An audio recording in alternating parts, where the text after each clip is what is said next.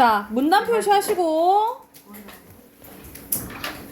여기서는 조금 비교적 짧은 이제 지문인데 중심 문장이랑 핵심을 확인해 볼게요.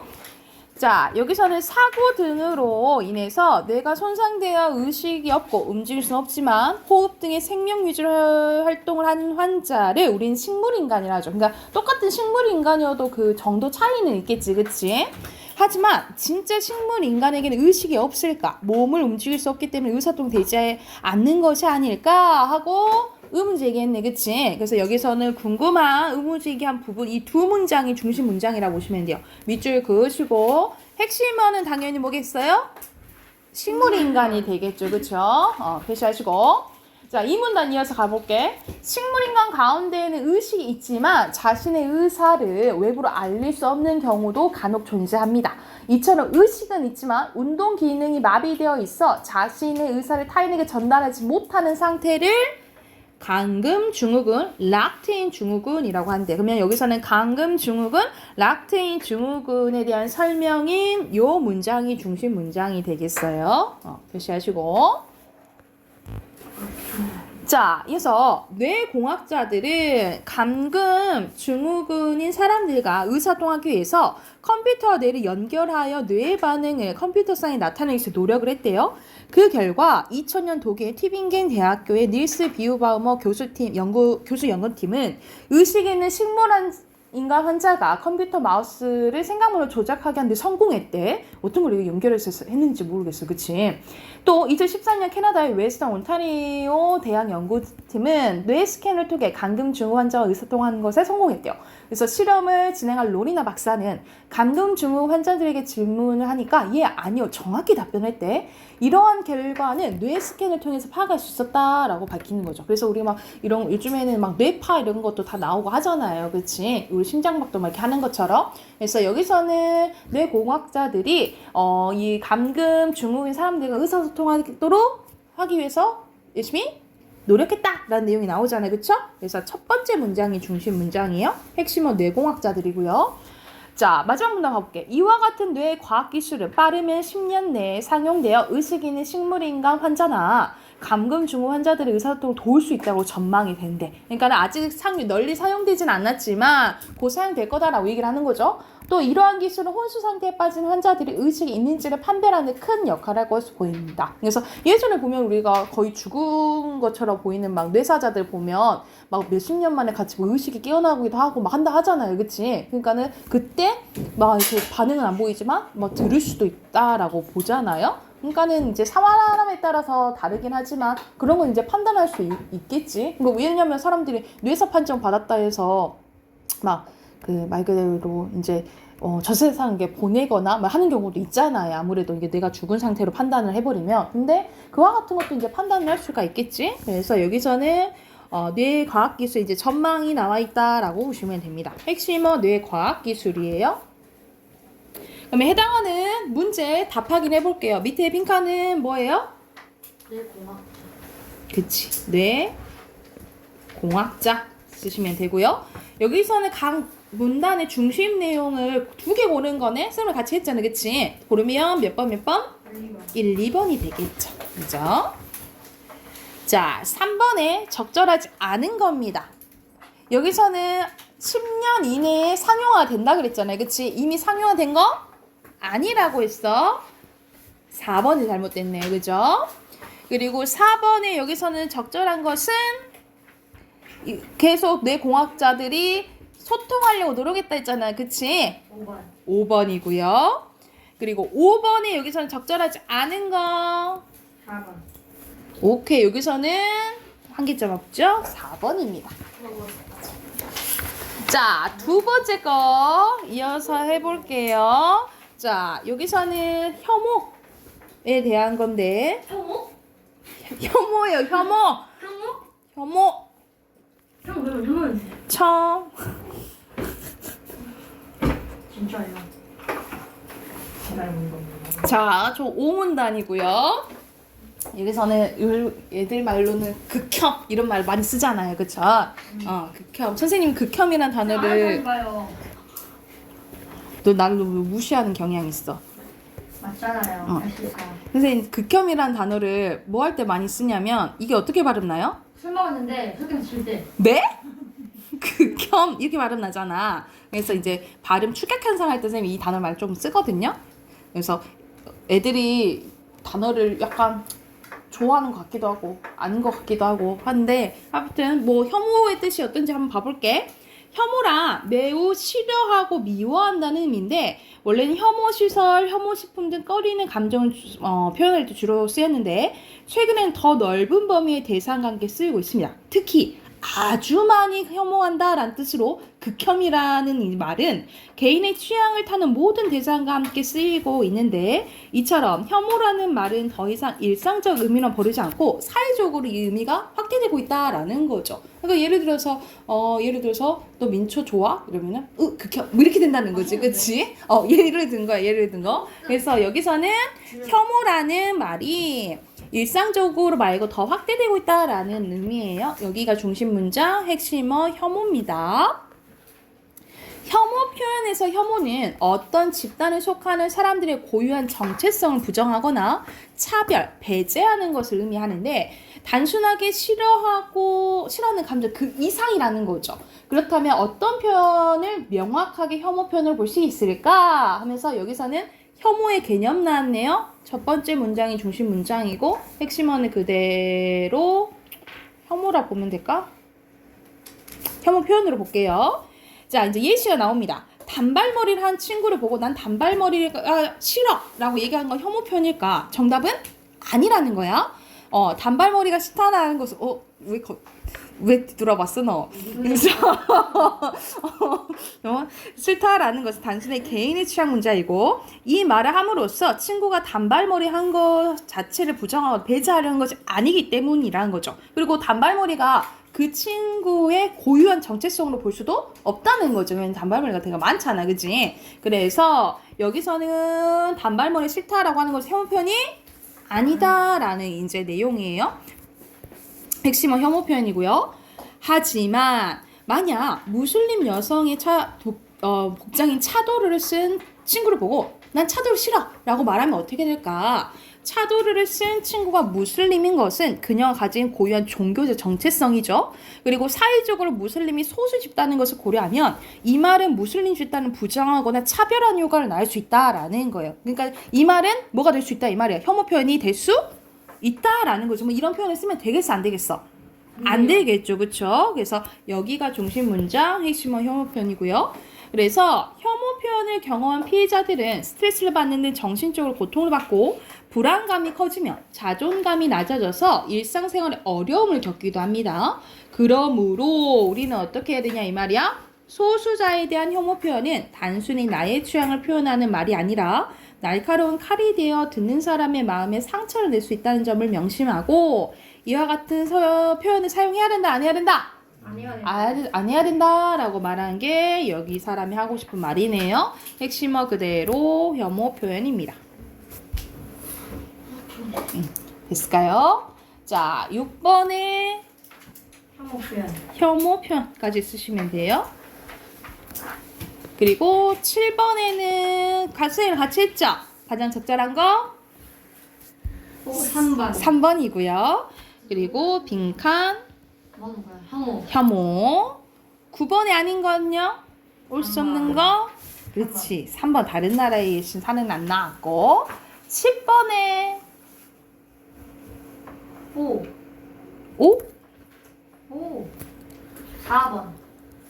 의도 문제 아니죠? 답은 4번이죠? 여기 마지막 5문단에 나왔었지, 그치?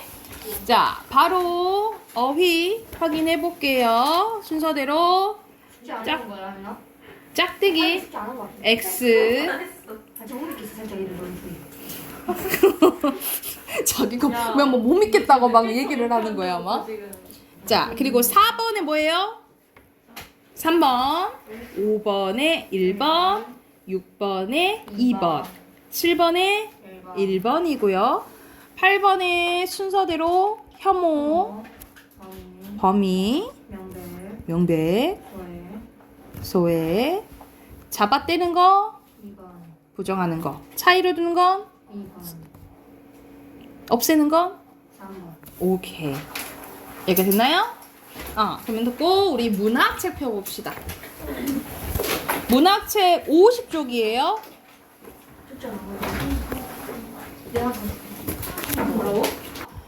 자, 고전 시가에 대해서 나옵니다. 우리가 고전 시가는 항상 시조만 많이 생각을 했는데 종류가 선생님이 많다 그랬어요. 그지? 종류가 많고 그 중에서 여기서 이제 고려가요에 대해서 나옵니다. 고려가요는 말 그대로 어느 시대 때 쓰여진 거? 고려시대 때 쓰여진 것은 이제 고려가요라고 하는데 우리가 보통 시조는 다 그런 건 아니지만 보통 양반들이 많이 썼다 그랬잖아요. 그런데 이 고려가요는 평민들이 쓴 거라고 생각을 하시면 돼요. 자, 먼저 고전시가 전체적인 주제는 어떤 게 많이 나오냐면 우리가 현대 시도 마찬가지지만 고전시가도 여러분이 처음 보는 게 많이 접하는 게 많을 거 아니야. 그럴 때는 대체적으로 이런 주제에 대해서 얘기를 많이 하는구나. 그래서 해석하기 어려울 때는 보통 단어를 갖고 추론을 조금 하시면 돼요. 먼저 자연에서의 삶을 많이 얘기를 합니다.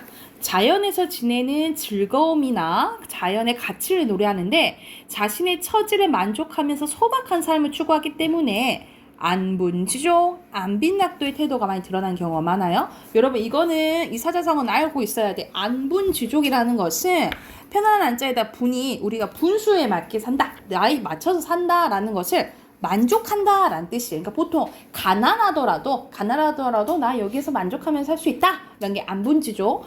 안빈, 이게 빈이 가난할 빈자예요. 그래서 나는 가난하더라도 즐기면서 살겠다, 즐길 낙자야. 그걸 안빈낙도라고 보시면 돼요. 그래서 만약에 시에서 자연을 사는데 소박하게 초가집 찍고 그리고 이제 세상살이 우리가 벼슬 하고 이런 거 추구하지 않고 분수에 맞게 산다라는 나오면 안분지족, 안빈낙도 이거 기억을 하시면 돼. 이건 필수적으로 알고 있어야 돼. 그리고 두 번째, 대상에 대한 그리움. 그래서 고향이나 가족, 보통 사랑하는 사람이 많이 나오죠. 그래서 대상에 대한 그리움 나오고요. 임금과 나라에 대한 마음도 나옵니다. 임금에 향한 충성심이나 나라를 위하는 마음을 노래하는데 보통 임금에 대한 그리움이나 사랑 이런 것을 나오면 연군지정이라고 해요. 임금을 향한 충성심과 관련된 것은 연군지정 생각하시면 되고요. 나라를 걱정하는 거, 우국지정 얘기하기도 하고 우국, 나라를 걱정하는 마음이라고 보시면 됩니다. 우국지정이라고 보시면 돼요. 그래서 임금을 향한 충성심은 연군지정, 나라를 걱정하고 위하는 마음은 우국지정 이렇게 기억을 하시면 돼요. 그래서 화자를 직접적으로 임금님 이렇게 얘기하잖아. 비유를 해. 사랑하는 의미에 많이 비유를 해요. 화자를 이별한 여성에 그리고 임금을 연인에 빗대어서 내용을 전개를 합니다. 그래서 시만 내용만 보면 여자가 남자를 그리워하는 내용인데 사실 신하가 임금을 그리워하는 마음이 담겨져 있다라고 보시면 되겠죠. 어떨 때 그런 마음 쓰겠어? 가만히 있는데 임금을 그리워하진 않겠잖아요. 화자가 어떨 때 많이 이제 쓰겠어요? 나를 좀 봐주세요. 유배 갔을 때, 그치? 유배 갔을 때 보통 그런 시를 많이 쓴다라고 보시면 되고, 서민들의 삶과 교훈, 소박하지만 활기찬 서민들의 일상을 노래하거나 사람으로서 지켜야 할 도리, 보통 우리 조선시대 때는 이제 유교 사회잖아요. 그쵸? 유교적 가치에 대해서 많이 얘기하기도 한다. 효를 해야 된다라고 많이 나온다라고 보시면 돼요. 됐을까요? 자, 그래서 밑에는 윤선동의 만흥이라는 작품 일부분 나왔는데, 자, 산수간 바위 아래 띠집을 지으려고 하니까 작고 초가한 집, 그러니까 소박한 삶을 의미하는 거죠. 그쵸? 그 뜻을 모르는 남들은 비웃는다 하지만 그 자연에서 초가집 짓고 살라 하냐? 하고 비웃을 수 있지만 어리석고 시골뜨기인 나의 뜻에는 이것이 나의 분수인가 하노라. 그래서 가난한 삶을 자신의 분수로 여기면 만족하는 거예요. 관련된 거 기억하면 된다고? 안빈낙도와 안분지조 기억을 하시면 된다고요. 그래서 자연의 삶에 대해서 말한 시조라고 보시면 되고요. 이거 이제 시조예요. 시조. 자, 밑에는 오늘 할 거는 고려가요입니다. 고려가요는 말 그대로 고려시대에 평민들이 즐겨 부르던 노래라고 생각하시면 돼요. 고려시대 평민들이 즐겨 부르는 노래로 입에서 전해지다가 말 그대로 구전되다가 입으로 전해지는 구전란데 구전되다가 조선시대 한글로 기록되었습니다. 왜냐하면 그전에는 우리 한글이 없었잖아. 우리 한글을 빌려서 한자를 빌려 쓰긴 했지만 그때는 평민들이 글자 배울 시간이 있어? 농사짓기 바쁘잖아. 그래서 그냥 입으로 전해지다가 조선시대 때 기록되어졌다라고 생각하시면 돼요. 그래서 여러분이 많이 들어봤을 거예요. 얄리 얄라셩 얄라리 얄라 여러분 들어봤나요? 그게 대표적인 고려가의 이제 후렴구라고 생각하시면 돼요. 여기 밑에 성산배곡에 나오는데 우선 특징 먼저 봐볼게요. 자, 특징. 내용상의 특징은 주로 남녀의 사랑이나 일상생활을 노래하는 경우가 많습니다. 남녀의 사랑이나 일상생활. 그리고 진솔하고, 왜냐면 평민들이 썼다 그랬잖아요. 진솔하고 소박하다라고 보시면 되고, 형식상 특징을 봐야 돼. 자, 우리가 이 고려가요 전에 쓰여진 시조가 가장 먼저 우리가 시가의 종류하면 가장 먼저 쓰여진 게 삼국시대에 쓰여진 게 고대가요거든요. 고대가요 다음에 우리가 신라시대 때 쓰여진 게 향가예요. 향가. 신라시대 때 쓰여진 거. 이때는 뭐가 없었냐면 얘네들은 연 구분이 없었어요. 연 구분이 없었는데 처음 연이 나온 게 이 고려가요라고 보시면 됩니다. 그래서 이제 통일신라 지난 다음에 고려시대잖아. 그 다음 나온 게 이제 고려가요로 생각하면 되는데 이 고려가요가 처음 연을 구별했다라고 보시면 돼요. 그 연을 구별하는 게 분연체, 분절체, 같은 말 하나 더 써놓자. 분장체 이렇게 얘기하기도 해요. 다시 형식상의 특징 이렇게 연을 구별하는 형식을 뭐라 한다고? 분연체 같은 말로 분절체 그리고 같은 말 또 뭐라 한다고? 분장체라고 보시면 돼요. 세 가지 다 같은 말이야. 분연체, 분절체, 분장체 이렇게 기억을 하시면 돼요. 연을 구별하는 거고요. 자 그리고 또 다른 특징은 후렴구가 있습니다. 후렴구가 있는데 대표적으로 여기 밑에 예시 나와 있네. 얄리 얄라셩 얄라리 얄라 하면서 이 후렴구로 약간 통일성을 준다라고 생각을 하시면 돼요. 후렴구가 붙어서 통일성을 부여해주는데 근데 이 후렴구는 본시의 내용과 좀 관련이 없는 경우가 더 많다라고 생각을 하시면 돼요. 이따 더 추가적으로 얘기를 할 거고 세 번째 특징은 여음구가 있습니다. 여음구는 말 그대로 흥을 돋구거나 아니면은 별로 뜻이 없고 우리가 끊어있는 단위 음보를 하잖아요. 음보를 맞출 때 그냥 들어가는 걸 여음구라고 해. 그래서 옆에 예시 한번 봐보자. 여기 오늘 할 부분 가실의 일부분인데 봐봐. 가실이 있고 나는 버리고 가실이 있고 나는 그래서 삼음보인데 이 삼음보를 맞추기 위해서 들어간 게 이 나는이라고 보시면 돼요. 이 나는은 의미가 그냥 없어요. 의미가 없는 그 뭐라고 부르면 되는 거야? 여음구라고 보시면 됩니다. 여음구고요. 근데 이거 무슨 뜻이냐면 가시렵니까? 나를 버리고 가시렵니까? 이별 상황인 거예요. 그런데 위 증질과 대평성대는 후렴구인데 이거는 태평성대다 나라가 좋다 이런 뜻이는 거야. 그러면 본시의 내용과 관련이 있어요 없어요? 본시의 내용과 관련이 없어요. 왜 그러냐면 이거는 이제 선생님이 조선시대 때 기록됐다 했잖아요. 그치? 한글로 기록되면서 조선의 초기의 내용과 이게 조금 이제 조선시대 때 더 붙여졌다. 이제 기록되면서 붙여졌다라고 추론을 하거든요. 그래서 여기에서 이 후렴구는 본시의 내용과 관련은 없다라고 생각을 하시면 돼요. 그래서 다시 한번 오늘 한 부분이 고려가요예요. 고려가요는 말 그대로 고려시대 때 누구가 쓴 거? 평민들이 쓴 거고. 자, 형식상은 처음으로 뭘 구별했다? 연을 구별했는데 그 연이 같은 말 분연체, 분절체, 분장체고요. 그리고 연마다 뭐가 있어요? 후렴구가 있고 그리고 흥을 돋우거나 아니면은 음보를 맞추기 위한 여음구가 있었다라고 생각하시면 되겠죠. 이해됐을까요? 그럼 옆에 51쪽 있죠? 51쪽 문제 풀고 답 확인해 볼게요.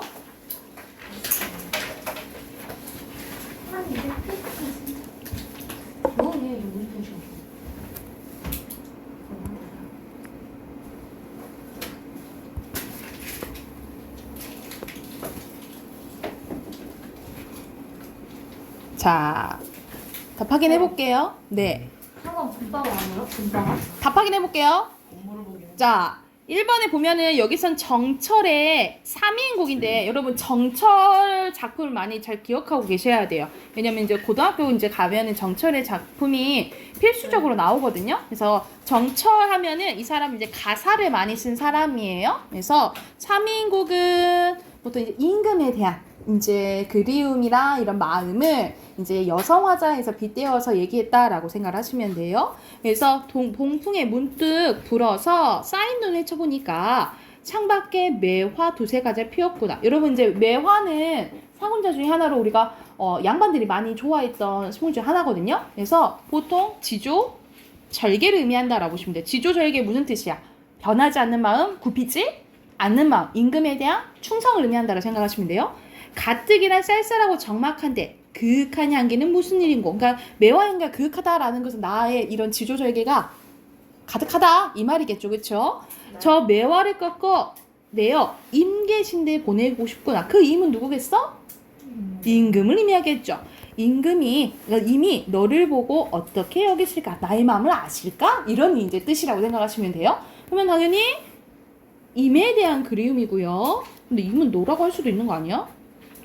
아 여기서 너는 매화겠구나. 네. 왜 이렇게 퉁명스러워? 좀 이쁘게 대답 좀 해줘요. 아, 너무 많아.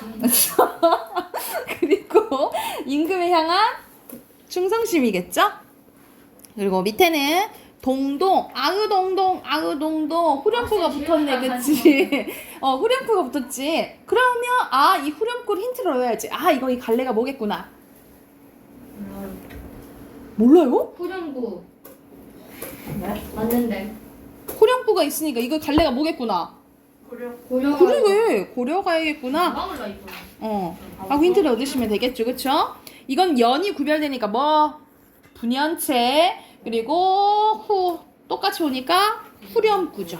이렇게 보면 되겠죠. 오른쪽에 가보면 오륜갑니다. 아버님 날 낳으시고 어머님 날 기르시고. 야, 어머님이 낳으신 거 아니야? 근데 그냥 부모님이 낳으셨다 이렇게 생각하면 돼요. 부모님이 아니시면 내 몸이 없었으렸다. 당연하겠죠, 그쵸? 그러면 이 덕을 갚으려 하니 진짜 오늘. 하늘같이 끝이 없다. 그러니까 이거 부모님께 뭐 하라 이 말이야? 효도해라 이 말이죠. 그러면 부모님께 효도하라는 자식의 마음 맞지요. 그리고 윗글의 날은 일정한 간격을 두고 반복돼서 나타난 염구예요. 아니요. 여기서 나는 뭐야? 나를 얘기하는 거잖아. 화자를 의미하는 거잖아, 그치? 염구 전혀 아니죠. 이거는 연시조입니다. 시조예요, 시조. 그래서 여러분이 지금 가사 순서대로 가사 고려가요 시조 나왔잖아. 그러니까는 새로운 작품을 시를 보고 무슨 갈래인지 판단할 줄 알아야 된다고요. 네. 오케이 바리? 말이. 밑에 어휘 순서대로 의도죠. 8번에 애원, 거만, 망저 이렇게 보시면 되겠죠. 앞으로 갑니다. 앞으로 가요. 뭐하냐? 한 장, 두 장, 세 장 앞으로 갑니다. 44페이지 갑니다. 44페이지. 가시리. 자, 아까 방금 간단히 이제 봤었죠? 가실인데, 딱 봐도 연이 있고요. 뭐가 있어요? 후렴구가 있네요. 그쵸? 그럼 이건 갈래가 뭐라고요? 고려가요. 그렇지. 고려가요입니다. 고려가요. 자, 내용 바로 가볼게요. 1형부터 보면 가실이 있고 나는 버리고 가실이 있고 나는. 그래서 보통 이제 삼음보라고 보면 되고요. 여기서 나는은 의미가 있다고 없다고? 없다고. 의미가 없는 뭐라고요? 여음구라고 보시면 되겠죠. 의미 없는 거라고요. 여음구예요. 자, 이건 어떻게 해석하냐면 가시렵니까? 버리고 가시렵니까? 그러니까 날 버리고 지금 가니? 이렇게 하는 거예요. 그렇죠? 그래서 여기서는 반복되죠. 이걸 AA, BA 구조라고 해요. 그래서 반복돼서 운율을 형성하는 요소 중에 하나라고 생각을 하시면 됩니다. AA, BA 구조입니다. 그래서 여기서는 첫 번째 내용은 뭐냐면 임이 지금 뭐 하려고 하는 거야? 떠나려고 하는 거야. 그치? 그래서 이별의 이제 상황 때문에 지금 화자가 슬픈 상황이라고 보시면 돼요. 1연의 내용은 슬픔이라고 보시면 되고요. 날러는 시적 화자 직접적으로 나타나 있네요. 그쵸? 날러는 어찌 살라고 버리고 가시렵니까? 여기서 나는도 염구예요. 그리고 예전에는 뭐뭐 하리꼬가 의문형 어미였어요. 그래서 가시렵니까?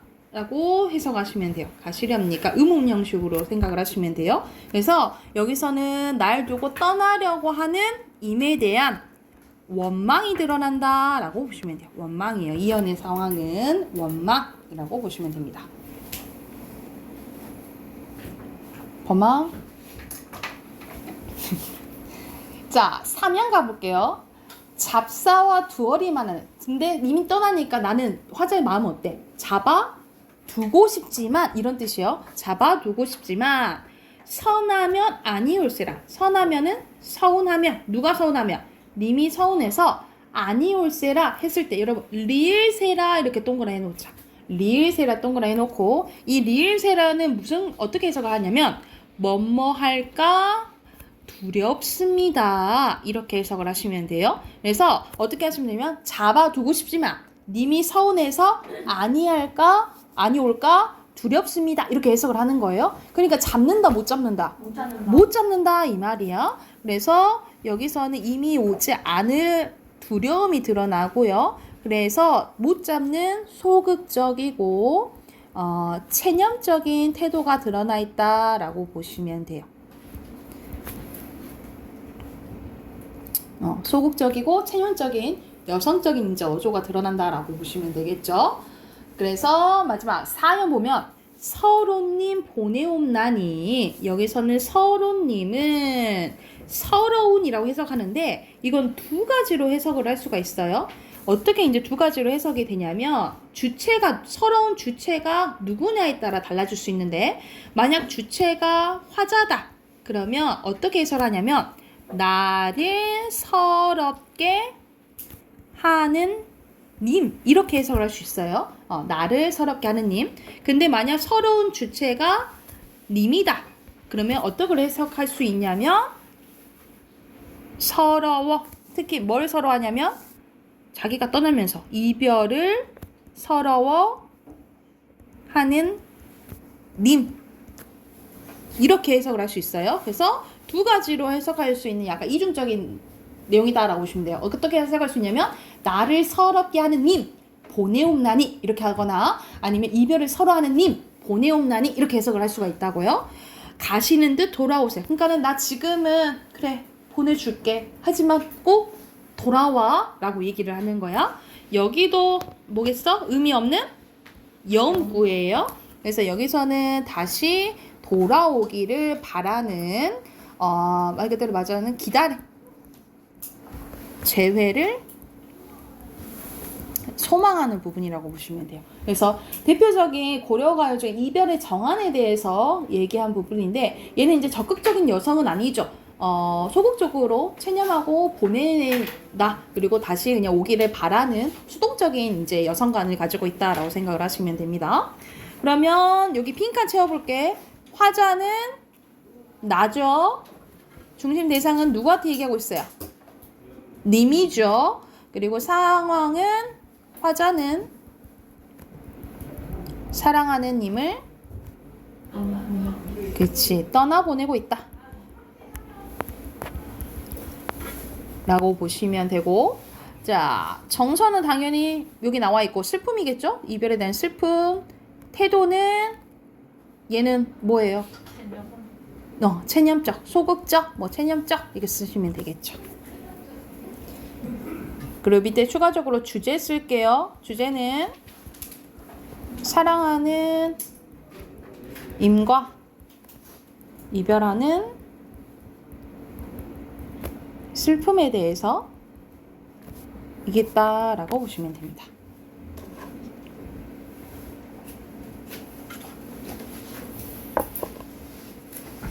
자, 주제 썼으면 한 장 넘겨서 46쪽 문제 푸시면 돼요. 46쪽.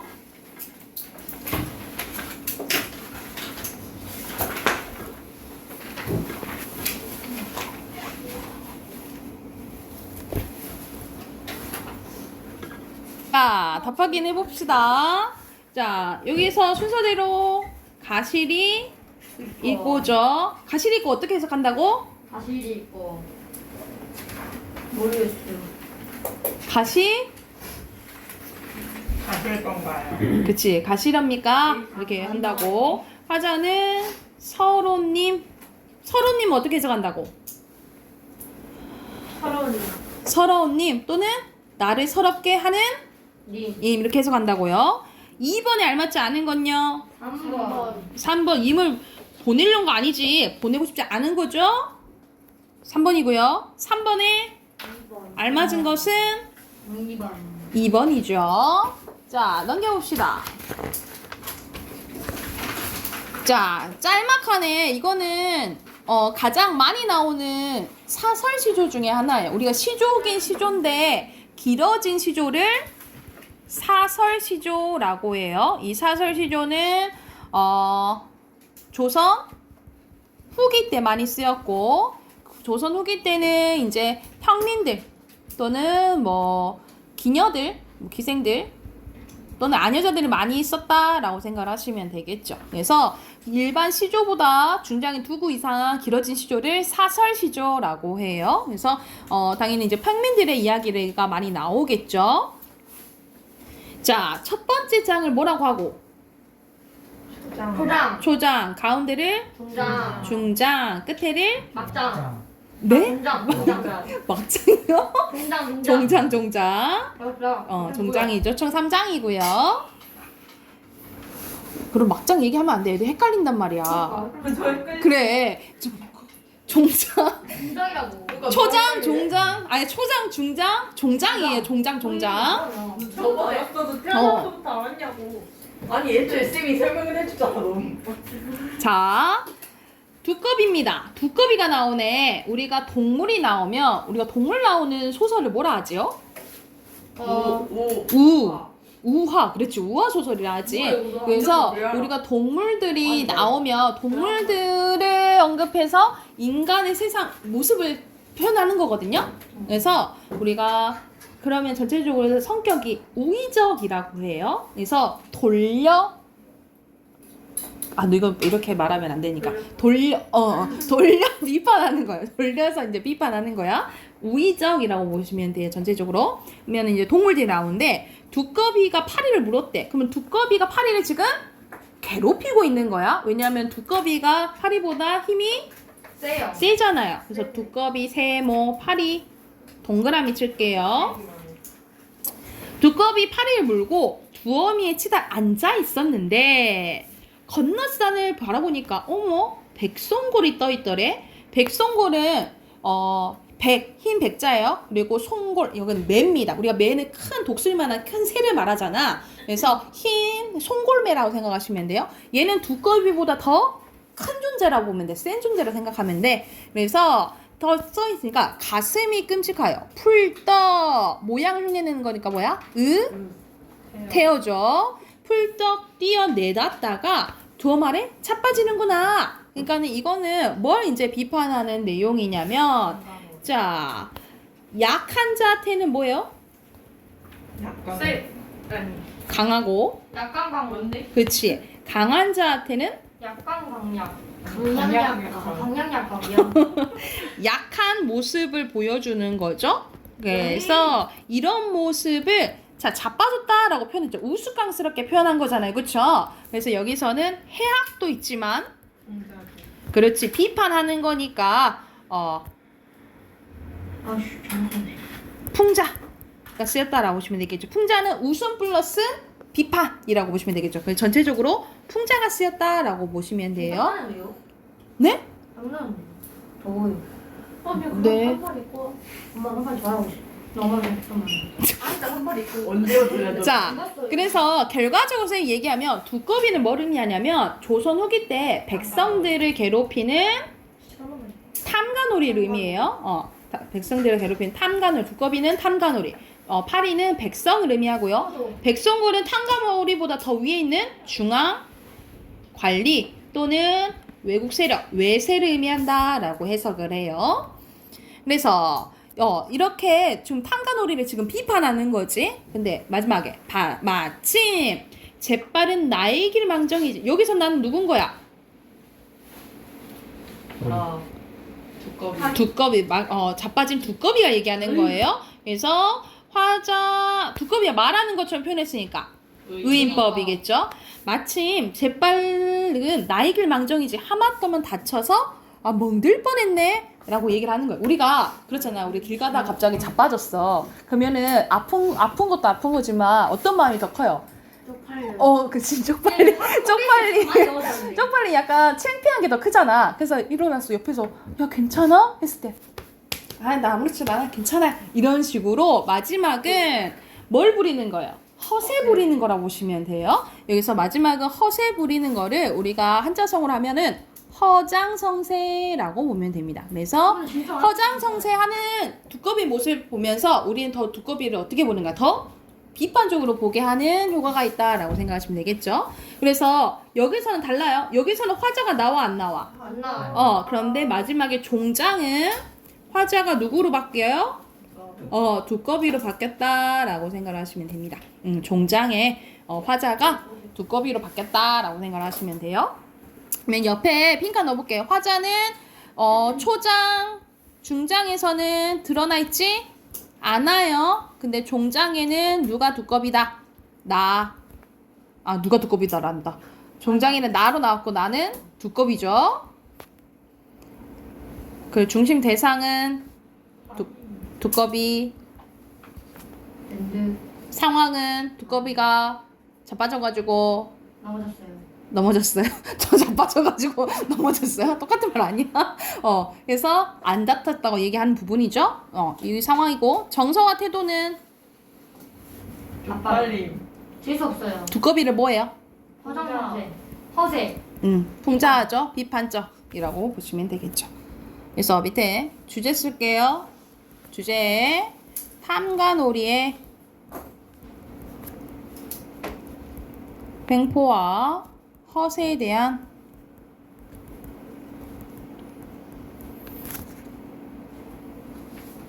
비판이 드러나 있다라고 보시면 돼요. 탐관오리의 횡포와 허세에 대한 비판이 드러난 갈래보라고 이거?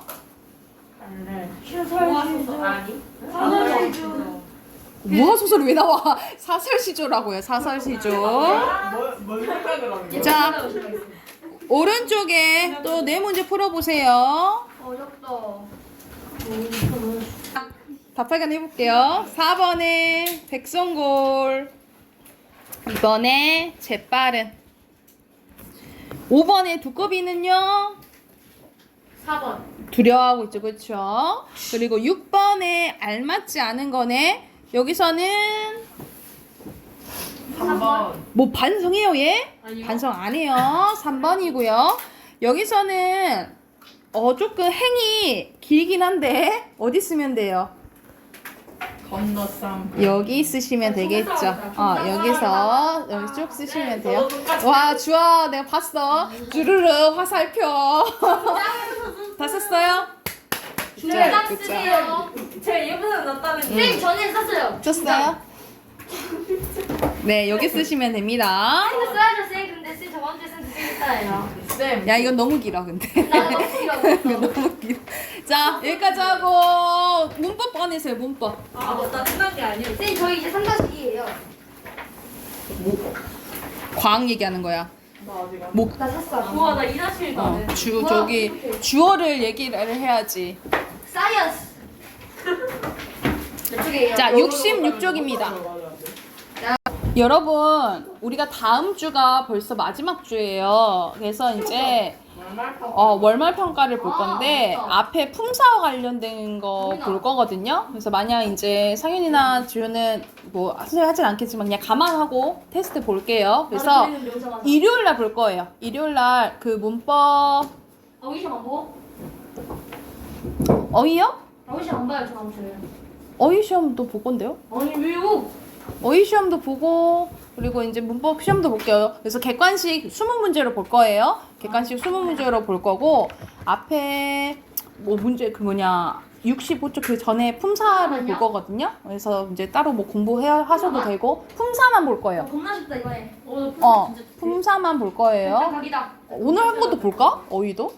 아니 아니요. 품사만 볼게. 품사 했으니까 품사로 하고 이제 틀린 문제는 오답 정리할 거예요. 문제 다 쓰시고 예를 들어서 나 이거 열면 뭐 이거 틀렸다 그러면 다 써야 된다는 소리겠지. 문제 쓰고 어휘 아니 오답 정리 해오시면 돼요. 아셨죠? 자, 오늘 할 부분은 어휘의 체계입니다. 한번 봐볼게. 66조 보면은 여러분 단어랑 어휘는 조금 달라요. 어휘는 일정한 범위 안에 쓰이는 단어의 전체라고 보시면 돼요. 일정한 범위 안에 쓰이는 단어의 전체를 어휘라고 하는데 우리의 어휘의 체계는 어원 어디서 왔느냐에 따라서 어떻게 나뉘냐면 크게 고유어, 한자어, 외래어로 나뉘어진다라고 보시면 돼요. 뭐로 나뉘어진다고? 고유어, 한자어, 외래어.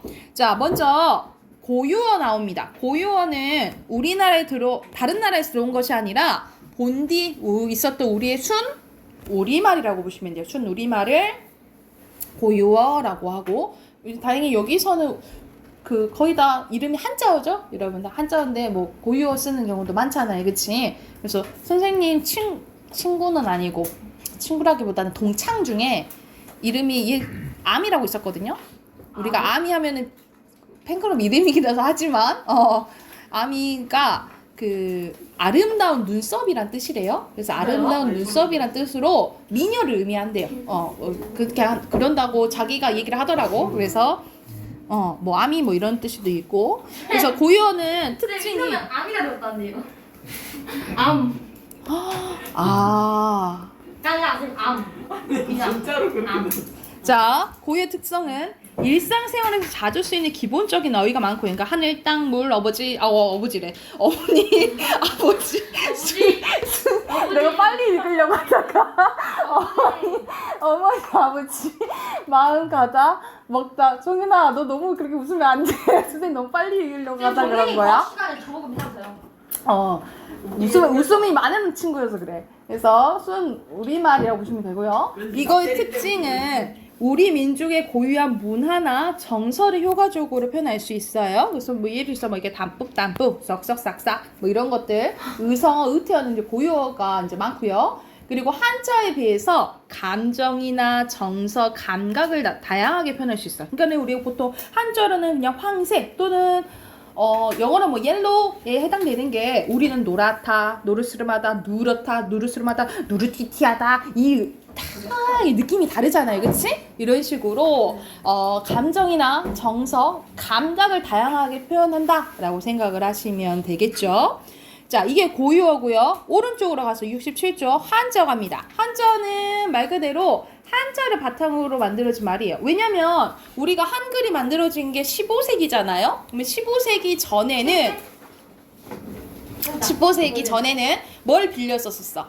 한자를 빌렸었다는 거죠. 그렇죠? 그래서 우리말 어휘의 거의 절반 이상이 한자라고 생각하시면 돼요. 왜냐하면 그만큼 오랫동안 사용했기 때문에 한자를 기반으로 한 말들이 많다라고 보시면 돼요. 그래서 여러분이 이제 국어를 잘 하려면 어렸을 때부터 그것도 약간 유행이었던 것 같아요. 지금은 한자 학원이 별로 없거든요. 한자 학원이 별로 없는데 한참 그래 선생님 어렸을 때는 한자 학원이 많았어요. 그래서 거의 초딩들이 거의 한자 학원 다니고 막 그랬거든요. 근데 나는 학원을 다니지 못했지만 근데 한자를 외워두면 많이 좋죠. 왜냐면 모르는 어휘가 나왔을 때 조금 추론을 할 수가 있거든요. 그래서 이제 한자를 하면 좋은데 우리말 어휘의 절반 이상을 차지하고요. 복잡한 개념이나 추상적인 의미를 나타내는 어휘가 많습니다. 우리가 추상적이란 건 뭐야? 머리로 생각을 상상만 그렇지. 눈에 보이지 않는 어휘들이 많다라고 보시면 돼요. 그리고 고유어에 비해 더 정확하고 세분한 의미를 갖고 있기 때문에 고유어를 보완하는 역할을 한다라고 보시면 돼요. 그러니까 우리는 고유어를 그냥 고치다라고 쓰는데 이게 수리하다, 수정하다, 수선하다, 치료하다 더 자세하게, 세분하게 쓰이는 게 한자의 특징이라고 생각을 하시면 돼요. 그리고 중국, 일본에서 만들어진 말 외에도 우리나라에서 독자적으로 만들어낸 말이 있는데 그게 대표적인 게 감기, 컬러 감기, 그리고 편지, 고생 이런 것들 우리나라에서 사용하고 있다라고 보시면 되겠죠. 그 다음 넘겨서 외래어 갑니다. 외래어는 외국어랑 달라요. 외국어는 다른 나라 말이라고 한다면 이 다른 나라 말이 우리나라로 들어와서 우리말처럼 쓰이는 말이 외래어라고 보시면 돼요. 그래서 콜라, 모델, 첼로, 오페라 이런 것들 그리고 뭐 버스, 택시 우리말로 좀 대체하기 어려운 것들 있죠. 아예 그래서 우리말처럼 쓰이는 게 외래어인데 외래어의 특징은 서양의 새로운 문화, 사물, 현상이랑 같이 들어옵니다. 그러니까 예를 들어서 뭐 인터넷, 컴퓨터 들어오면서 이 말까지 다 들어온다라고 생각하시면 되고요. 고유어로 바꿔 쓰기가 어려운 경우가 많아요. 그래서 컴퓨터, 텔레비전, 커피, 초콜릿, 버스, 피아노 이런 우리말로 대체하기 어렵다라고 보시면 되고 순 우리말로 우리말처럼 느껴져서 다른 나라 말이라는 걸 쉽게 알아챌 수 없는 경우도 있어요. 대표적인 게 우리가 빵. 이 빵은 포르투갈어고요. 근데 이거 프랑스어로도 그냥 빵이라고 하거든요. 고무도 프랑스어인데 선생님 요즘에 새해 다짐으로 프랑스어 공부를 하고 있거든요. 내가 얘기를 했나요? 아니요. 그래 안 그래 얘기 안 했나요? 그래서 프랑스어 공부를 하고 있거든요. 그래서 프랑스어로 빵을 이렇게 얘기를 네, 하는데 하나 해주세요. 빵? 나 이제 봉주. 파닉스 하거든요. 파닉스. 봉주. 봉주. 지금은 저녁 오후니까 뭐라고 해야 되냐면 봉수아 이렇게 해야 돼요. 봉수아. 쌤, 좀 배워가지고 좀 멜시도. 어? 메르시 복구요? 오, 메르시 복구. 그래서 요즘에 선생님이 지금 천천히 이제 공부하고 있거든요. 그래서 뭐 재밌는 거 이제 나오면 제가 하나씩 얘기해 아, 줄게요. 괜찮아요? 쌤, 그려주세요. 술게임. 아니에요. 근데 러시아어는 약간 재밌는 것 같은데. 러시아예요? 걔는 스킵 이런 거 많이 하잖아요. 뭔가 발음이 어. 이상하게. 아, 중국어가 재밌던데. 리치팔로바. 리치팔로바밖에 모르잖아. 맞아요. 씨씨. 아, 저 일본어 잘해요. 아리가또. 고자이마스. 그래서 여기서는 우리 엄청 흔히 쓰이는 거잖아, 그치? 이것도 외래어라는 거 알아두시면 되고요. 적절하게 사용하면 우리말을 보완하고 우리말을 풍부해줄 수 있는 게 외래어인데 너무 그냥 있는 그대로 쓰면은 우리 고유어가 점점점 입지가 줄어들 거 아니에요, 그치? 그래서 지나치게 많이 사용하면 우리말 체계를 흔들고 의사소통에 어려움을 줄 수 있으니까 외래어를 순 우리말로 다듬어 사용하려는, 그러니까 순화를 해야 된다는 거죠. 사회적인 노력이 필요하다라고 보시면 됩니다. 자, 그 다음 것도 봐볼게요. 자, 그 다음은 어휘의 양상 어떻게 또 나타나냐면 크게 방언으로 나뉘어지는데 방언이 두 가지로 나뉘어져요. 지역 방언과 사회 방언으로 나뉘어지는데 먼저 지역 방언에 대해서 할게요. 지역 방언은 산, 강의, 지역 구분에 의해서 지역적 원인에 따라 달라진 말입니다. 그래서 같은 말로 뭐라 할까요? 사투리. 그렇지, 사투리입니다. 사투리. 그래서 잠자리를 다른 지역에서는 잠재, 장잘기, 곰보리, 밤보리, 오다리라고 한대요. 완전 처음 듣고 뭐 많이 예시로 나오는 게 부추? 정구지 또는 솔 막 이렇게 얘기한대. 그래서 대구 가서 그냥 경상도 가서 아줌마 정구지 찌짐 좀 주셔 이렇게 얘기를 하면은 정구지 찌짐은 부추젓이라고 보시면 되겠죠. 뭐 이런 식으로. 그래서 지역 방언의 특성은 해당 지역의 문화, 전통, 역사, 생활 모습이 담겨져 있다라는 거죠. 그리고 동일한 지역 방언 사용한 사람들 사이에는 친밀감을 높일 수 있어요. 그래서 날씨 겁나게 좋아 보여요. 아따 전라도 사람인가 보네. 반갑소 하면서 잘하지. 네, 잘해. 나 잘하지. 그래서 밤보리라고 해. 밤보리. 네? 밤보리. 밤보리 잠자리를 밤보리라고 한대요. 그래서 여기서는 똑같은 우리가 말투 쓰면 우리가 다른 이제 우리는 우리끼리 사투리를 별로 잘 안 쓴다고 생각하잖아요. 그런데 이제 다른 지역 사람들이 봤을 때 이제 억양이 있는 거지, 그치? 그래서 이렇게 봤을 때, 뭐 경상도 사람들이 만나면 억양이 있잖아. 그러면 경상도 사람인가 보네 하면서 이제 친밀감을 느낄 수가 있겠죠. 그런데 표준어 여기 옆에 잠깐 보면은 우리가 원활한 의사소통을 하기 위해서 정한 게 표준어잖아요, 그치? 근데 우리가 표준어가 더 나을까? 지역 방언이 더 나을까? 지역 방언. 표준어. 알바에. 더 낫다고 할 수가 없고, 그치? 둘 다 중요한 거죠. 지역 방언도 중요하고 표준어도 중요한 거예요. 서로 상호 보완적인 관계다라고 생각을 하시면 돼요. 더 뭐가 더 낫다라고 할 수 없고 상호 보완적인 관계고 그걸 써야겠죠. 그러니까는 표준어를 쓸 때는 쓰고 지역방언을 쓸 때는 써야 되는 그거를 구별을 해야겠죠. 그래서 공식적인 상황에서는 뭘 쓰고 표준어를 쓰고 그냥 사적인 상황에서는 지역방언을 써도 상관이 없다라고 보시면 되겠죠. 그리고 지역방언은 해당 지역 사람들의 정서나 감정을 풍부하게 전달할 수 있어요. 그러니까 예를 들어서 우리는 이제 전라도니까 예를 들어서 우와 야, 엄청 많다라고 하면 느낌이 안 살잖아. 어떻게 하겠어? 우와 허벌나게 많네. 그 허버 많네. 뭐 이런 식으로 할 수가 있겠. 그 느낌이 있잖아, 그치? 아 그래? 이름이 제일 좋은데. 뭐라고? 존나. 그게 제일 좋은데. 그거는 약간 비속어 아니에요? 존나는 비속어 아니에요? 그러니까 쌤 이게 어. 강조로 그치. 걔. 걔는 제일 입에서 쓰는데. 그럼 국어 걔는 뭐라 안 하더라고요, 엄마가. 국어 뭐좀 아. 있어요. 그거는 접사예요. 걔 많다. 접사로 쓰여요. 접사로 쓰니까 존나는 안 돼요? 네. 근데 너가 존나가 제일 좋던데. 입에 착착 붙네요. 네 맞아요. 존나. 그런데 조금은 비속어에 해당되니까 자 여기까지 한 게 지역방언 넘겨봐요. 자 사회방언입니다. 사회방언은 나이의 성별 자 시간 보지 말고 뒤돌아보나요? 쌤 불파로 네? 불파로. 정희 씨? 왜 뒤돌아보나요? 자 나이 더워요. 성별 직업 사회 집단에 따라서 달라진 걸 이제 사회방언이라 하는데 대표적인 게 옆에 보면 은어와 전문어 또는 유행어를 사회방언이라고 해요. 플러스로 뭐 유행어도 써놓을게요.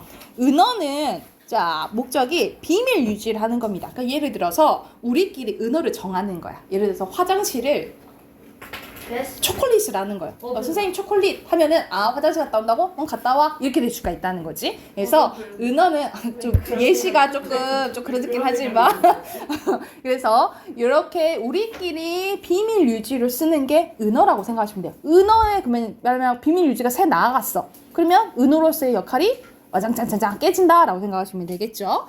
그래서 뭐 예를 들어 산삼을 사는 신마늘들끼리는 뭐 산삼을 심이라고 큰 산삼을 왕초라고 하고 뭐 이렇게 얘기를 했다라고 보시면 되겠죠. 그리고 전문어는 말 그대로 전문 분야에서 쓰는 거라 생각하면 되겠죠. 가장 많이 쓰는 게 우리 의료계 쪽에 쓰는 거잖아요. 그치? 의료계 쪽에 쓰는 게 전문어라고 보면 되겠지. 그래서 선생님 친구가 간호사인데 뭐 예를 들어서 그냥 일반적으로 쓰는 말을 쓰면 되는데 꼭 의료계 쪽을 말을 써가지고 나는 뭐야 잘난 척해? 뭐 이렇게 생각을 했는데 사실 그 잘난 척하는 게 아니라 자기들이 쓰는 게 더 편한 거지, 그치? 그래서 전문어는 어떤 효과가 있냐면 이 업무의 효율성을 높여준다라고 생각을 하시면 되겠죠. 그래서 사회방언의 전체적인 특성입니다. 주로 세대, 전문 분야에 따라서 사용한 어휘의 차이가 발생한다라고 보시면 되겠죠. 그러니까는 뭐 세대에 따라서 달라질 수가 있는 게 여러분이 쓰는 뭐 유행어라던가 여러분만의 이제 말들이 되겠지. 그리고 동일한 사회방언을 사용한 사람들께는 친밀감을 형성할 수가 있어요. 띠껍다, 뭐 쌩까다, 뭐 예시가 뭐 이렇게 나왔네, 그지? 뭐 예를 들어서 뭐 이거 JMT 뭐 이렇게 할 수도 있겠죠, 그쵸? 얘 좀 잘 안 쓰긴 하지만, 그죠? 존맛해. 정마탱이라 많이 쓰지, 그치?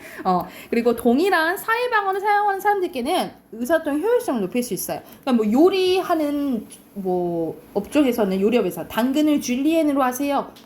가늘고 길게 썰어주세요를 줄리엔이라고 하면 알아먹는다는 거죠, 그렇죠? 우리는 근데 알아먹을 수 있어 없어?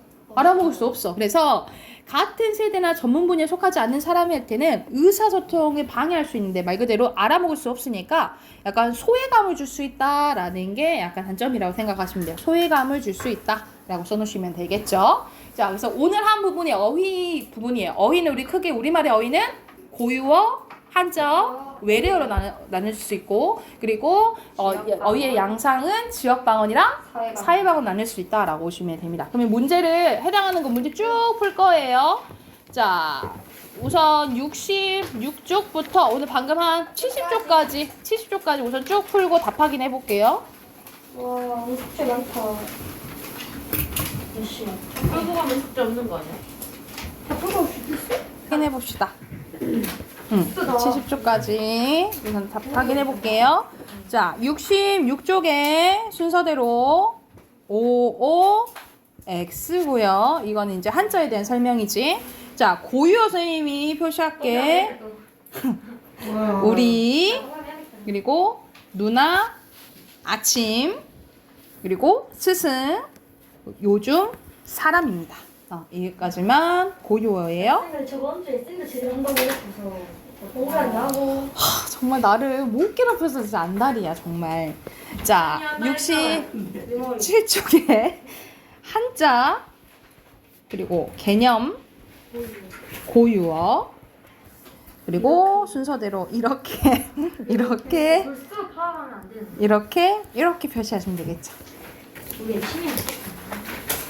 자, 68쪽 와우. 1번에 순서대로 O, 아, X, X고요. 이렇게. 힌트는 도움말. 쌤 쓰네 이건. 나 표시했는데. 야, 이거는 써야지 진짜. 정말 아치네. 이거 써야지. 누리꾼 그리고 길. 아치라고 얘기. 나는 좀 융통성 있는 거지. 길 도우미. 둘다 그리고 순서대로 디귿, 니은, 기억이죠. 내 합적해는 얼마나 좋아. 그래. 그리고 여기도 순서대로 O, X, 그리고 O입니다. 그리고 기억은 표준어고, 니은은 지역방언, 기억 공식적, 비공식적, 전국민, 지역민. 아이고 잘한다. 그리고 1번에 사회방언, 그리고 친밀감, 뭐 친근감 써도 맞아요. 그리고 효율성. 아 소외감이야 저거는. 그리고 사회방언 전체, 이건 사회방언 전체적인 거예요. X, O, X입니다.